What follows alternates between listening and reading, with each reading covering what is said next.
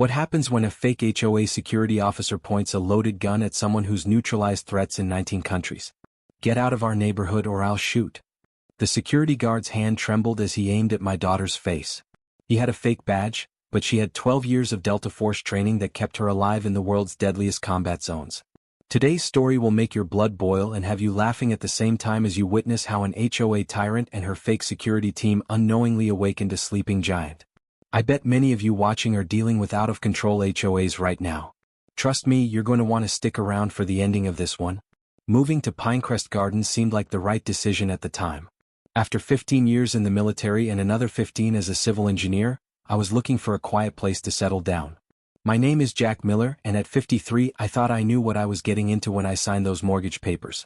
The real estate agent conveniently forgot to mention that this pristine neighborhood with its perfectly manicured lawns was ruled by one of the most tyrannical homeowners associations in the state. My daughter Emily was supposed to stay with me temporarily while recovering from a knee injury, though I didn't know at the time that her knee injury was a convenient cover story for something else entirely. I was unpacking boxes in my new garage when I received my first HOA violation notice. The envelope was crisp white with a gold-embossed logo, Pinecrest Gardens, where excellence lives. Inside was a notice informing me that my garbage can was positioned 1 inch too far from the curb, resulting in a $50 fine. I laughed, thinking it was a joke from a neighbor. It wasn't. The next day, another notice arrived, this time about my grass being a 1/4 inch too high. Another $50. When the third notice came complaining about my curtains not matching the approved color palette, I decided it was time to meet the people behind these ridiculous rules. The monthly HOA meeting was held in the community center, a building that looked more like a small palace than a meeting space. As I walked in, conversations hushed and eyes turned to me.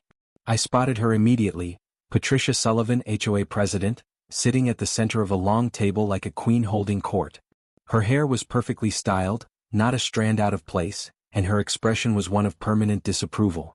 Later I would learn that Patricia was a twice-divorced former middle manager who had been fired for her dictatorial management style. The HOA was her kingdom now, the only place where she felt in control. "Mr. Miller, so nice of you to join us," she said, her voice dripping with fake sweetness. "We were just discussing the new landscaping regulations. Perhaps you'd like to review them, considering your difficulties with lawn maintenance." Snickers rippled through the room. I stayed calm, introduced myself politely, and took a seat. For the next hour, I witnessed Patricia and her board, all people who seemed terrified of crossing her, vote on increasingly restrictive rules. The final straw came when they unanimously approved a new regulation. No vehicles could be parked in driveways for more than 2 hours. My house, unlike most in the neighborhood, didn't have a garage. This rule was clearly aimed at me. When the floor opened for questions, I stood up. "I'd like to ask about the financial reports," I said. "The HOA fees are quite substantial. Could you share a breakdown of how that money is being spent?" Patricia's smile vanished. "Our finances are perfectly in order, Mr. Miller. If you don't like our regulations, you're free to sell your home and move elsewhere." Around me, neighbors stared at the floor, no one willing to meet my eyes or support my question. I slowly nodded, my hand tightening into a fist in my pocket, but outwardly maintaining the calm of a soldier accustomed to insults. "Thank you for the enlightening meeting," I said, each word slow and deliberate. "I'll certainly remember it." As I walked out, I knew I had no choice but to fight back. She wanted war? I would show her what real war looked like. But I had no idea that the real battle would begin when a true warrior arrived at Pinecrest Gardens. On my way home, I met Charles Winters, a 70-year-old Vietnam veteran who lived 3 doors down from me. His hands trembled slightly as he told me how the HOA had forced him to remove a small memorial flagpole from his yard, one that honored his fallen comrades.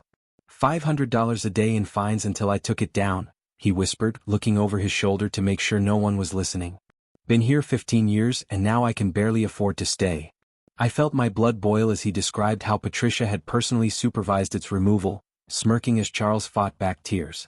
Over the next few days, more neighbors quietly approached me with similar stories. Margaret Reynolds, a widow in her 60s, showed me notices demanding she remove the rose garden her late husband had planted, calling it non-compliant vegetation. The Rodriguez family had been fined $2,000 for having relatives stay overnight during Christmas without proper visitor registration. These weren't just petty violations. This was systematic intimidation designed to either extract money or force people to sell their homes at below-market prices. I began documenting everything using my engineering background to create detailed records. More than once, I spotted Ryan Jackson and his security team photographing my house at odd hours. When I confronted them, they claimed they were monitoring potential violations. Their smug confidence told me they believed they were untouchable. I needed help, but I didn't know where to turn. The local authorities seemed uninterested in HOA disputes, calling them civil matters. City officials mysteriously failed to return my calls once I mentioned Pinecrest Gardens. 3 weeks after that HOA meeting, my daughter Emily came home from what everyone in our family called her overseas consulting job. The truth was much more complex. Emily had served 12 years in the U.S. Army's elite Delta Force, a fact known to very few people. At 32, she had seen more combat than most soldiers twice her age. Her official reason for discharge was a minor knee injury, but I suspected there was more to it. Emily had always been quiet about her work, and I respected that. What I didn't expect was how quickly she would notice the tension in our new neighborhood. "Dad, what's with all these violation notices?" she asked on her second morning, holding a stack of envelopes with the HOA logo. I explained the situation while making us breakfast, trying to downplay it. Emily just listened, her expression unreadable in that way she had developed during her military years, a calm exterior that revealed nothing of her thoughts. "Don't worry about it," I said finally. "It's just petty neighborhood politics." Emily nodded, but I could tell she wasn't convinced. That was my daughter. Always observant, always analyzing. What surprised me was how quickly she became involved. It happened the next day. Emily was out for a walk, part of her physical therapy routine for her knee, when she came across an elderly man being harassed by 3 men in matching polo shirts with Pinecrest Gardens Security embroidered on them.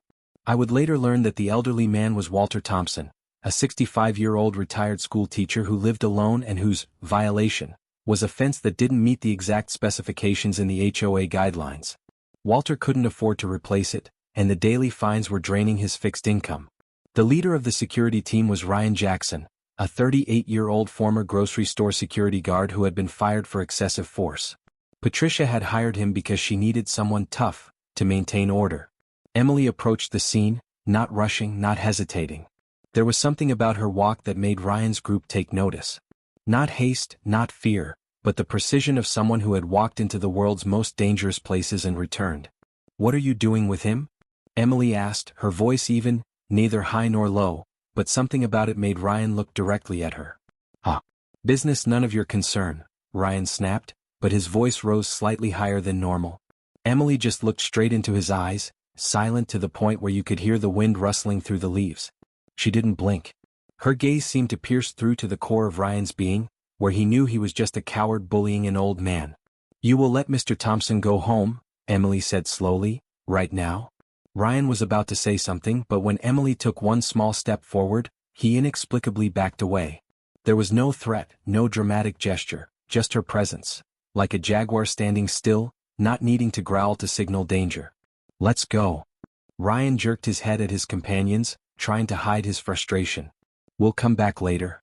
As they walked away, Walter thanked Emily profusely, explaining the situation with his fence and the mounting fines. Emily helped him home, and by that evening she had gathered enough information about the HOA's practices to confirm my suspicions. Patricia Sullivan was running a sophisticated scheme to extract money from residents through arbitrary fines and inflated maintenance contracts with companies owned by her friends and family. When Patricia showed up at our door the next day, her fake smile was gone. "Mr. Miller, you need to control your daughter. She's interfering with HOA business and intimidating our security staff." I tried to explain that Emily had merely helped an elderly neighbor who was being harassed, but Patricia wasn't interested in explanations. "There will be serious consequences if this continues," she threatened before storming off. That night, Emily and I sat down at the kitchen table with all the information we had gathered. "Dad, this isn't just annoying bureaucracy," Emily said, spreading out documents she had collected from sympathetic neighbors. "They're embezzling HOA funds, awarding contracts to Patricia's brother's maintenance company at 3 times the market rate, and using intimidation to keep everyone quiet." What we didn't know was that Patricia had installed unauthorized surveillance cameras throughout the neighborhood. As we met secretly with other frustrated residents in Walter's living room the following week, gathering more evidence and testimonies, Patricia was watching. "I want the Miller family to learn what happens when people oppose me," she told Ryan, reviewing the footage of our meeting, "especially when the father is away on his business trip. The stage was set for a confrontation that would change everything, an encounter that would prove to be Patricia's biggest mistake. 2 days later, I had to leave town for a short business trip.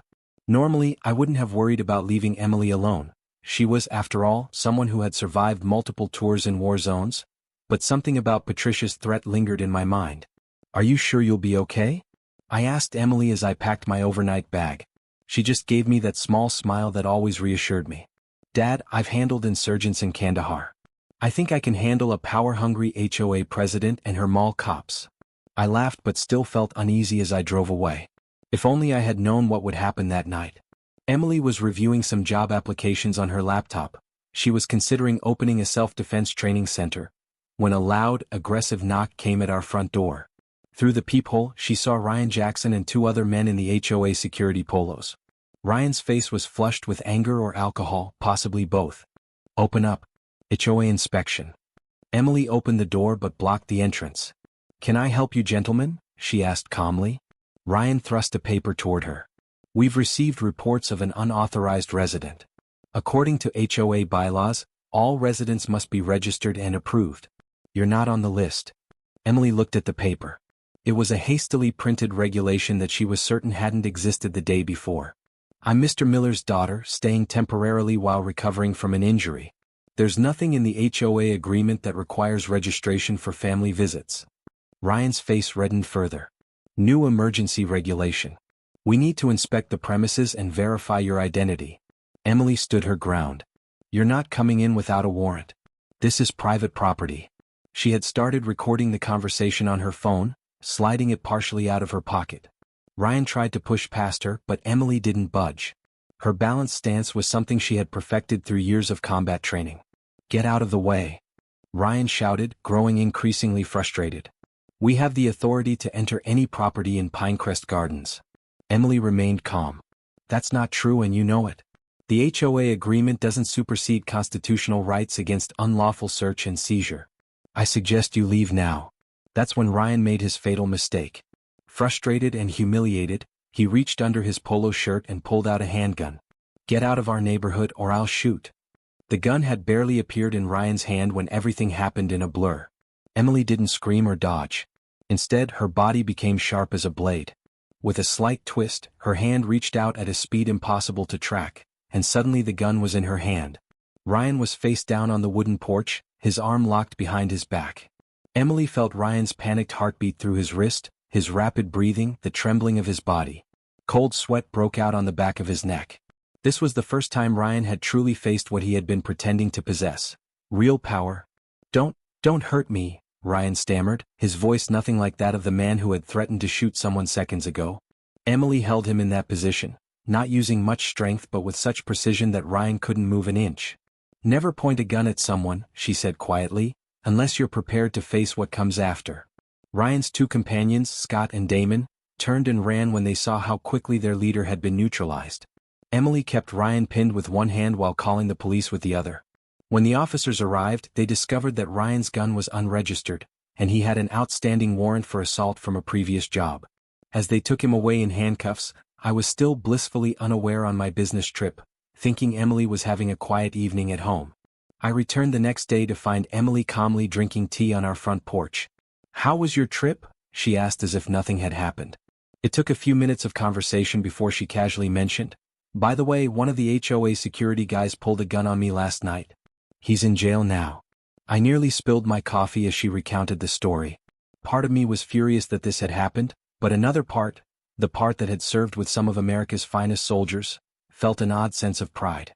My daughter had handled the situation with the composure and skill that marked a true professional. But as Emily finished her story, she added a warning. "This isn't over, Dad. Patricia has friends in local law enforcement. Ryan's arrest will disappear from the records, and they'll come after us even harder now." She was right. We had no idea that Patricia Sullivan had connections that ran deeper than we imagined, or that her capacity for revenge would target every aspect of our lives. The gun incident was just the beginning of a systematic attack that would force us to use every skill and resource we had. But they had chosen the wrong family to mess with. The retaliation began almost immediately. 3 days after Ryan's arrest, notices started appearing on neighbors' doors, warning about the dangerous new residence on Maple Drive.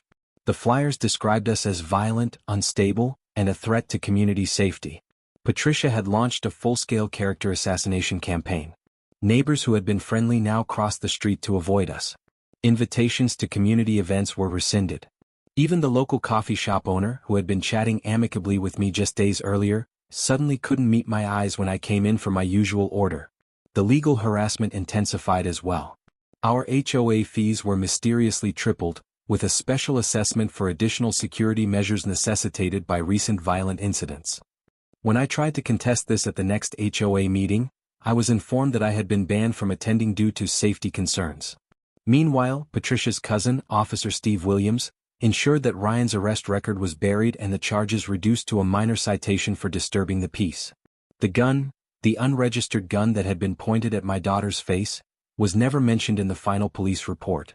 The most devastating blow came a week later. I was sitting in my car, staring at an email from my company. The termination notice glowed on my phone screen. The sunset cast long red streaks across the dashboard, illuminating my weathered face with its harsh light. The old silver wedding ring on my finger caught the weak light, a reminder of my late wife. My daughter being smeared across the community, and now my job was gone too. I looked out the window toward the house I had bought with such hope, now a battlefield. I said nothing, just gripped the steering wheel until my knuckles turned white. They think they've taken everything, I whispered to myself. But they've forgotten one thing, they've left me nothing more to lose. The email cited community disturbances affecting the company's reputation as the reason for my termination. I later learned that Patricia's brother, Greg Sullivan, golfed regularly with my company's executive vice president. This wasn't just neighborhood politics anymore. This was a coordinated attack on our livelihood and reputation. That night, Emily found me at the kitchen table, surrounded by bills and mortgage statements. "They're trying to force us out, Dad," she said, taking a seat across from me. "They want us to sell and leave." I nodded grimly. "I know, and they might succeed." For the first time since she'd come home, I saw Emily's composure crack slightly. "No," she said firmly. "That's not happening. We're not just going to defend ourselves anymore. We're going to fight back." That's when our strategy shifted.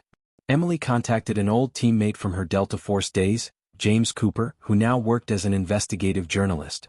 Together, they began digging deeper into Patricia's network and finances. What they uncovered was far bigger than we had imagined. Patricia wasn't just bullying our neighborhood. She was running similar schemes in 5 other HOA communities across the state, using intimidation and connections to extract money from residents and funnel it through her brother's various shell companies. The entire operation hinged on residents being too afraid or too isolated to stand up to her. Meanwhile, I reached out to an old Army buddy who now worked for the Internal Revenue Service. Without revealing our personal stake, I asked some hypothetical questions about HOA financial reporting requirements and the penalties for misrepresentation. His answers were enlightening. That same week, Walter Thompson knocked on our door late one evening. He looked nervous, constantly glancing over his shoulder. "I'm not the only one," he whispered as we invited him in. "There are others, many others, who've been victims of Patricia's schemes. They're afraid to come forward, but..." He placed a folder on our table. "Here are copies of HOA financial documents from the last 5 years. My late wife was an accountant. She kept these because she said something wasn't right about the numbers. What Walter brought us was more valuable than gold." The documents revealed a complex web of financial malfeasance that extended far beyond simple HOA bullying. Patricia had been skimming at least 30% off the top of every HOA fee, funneling the money through a landscaping company supposedly owned by her cousin but actually registered in her name.